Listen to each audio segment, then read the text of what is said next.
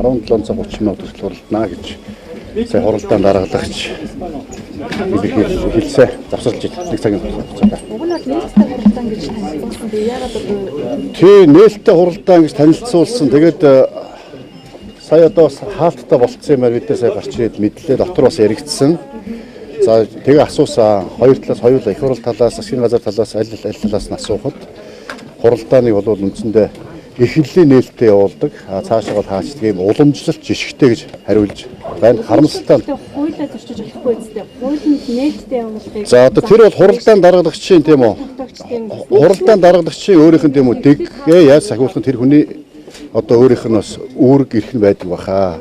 Би ч гэсэн бас Монгол улсын ерөнхий сайдын итгэмж төлөөлөгчийн хувьд те Монголын ард түмэн Монгол улсын ерөнхий сайдын байр суурийг Монгол улсын засгийн газрын байр суурийг тийм үү сонсоосоо гэж бодож нэлээд сайн одоо үгээ бэлдсэн байсан. Харамсалтай нь бас миний үг бас яваагүй юм шиг байна.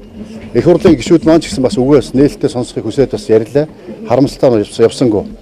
Гэхдээ бас нэг зүйлийг энд бас хэлэхэд харьцангуй одоо юу гэдэг тэгш бус байдалтай. Засгийн газар талаас нь 3-4 хүн суудсан, их хурл талаас нь 20 хүн суудсан.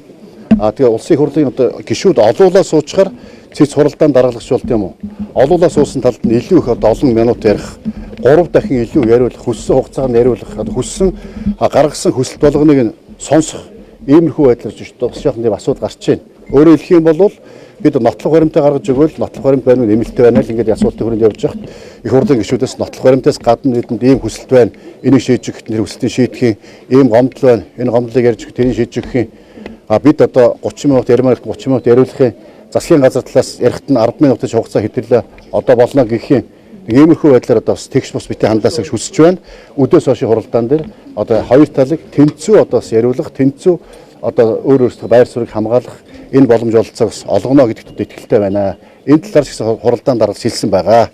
Тийм бол үндсэн хуулийн зэс ёсны тал дээр анхаарах байх гэж бодож байна.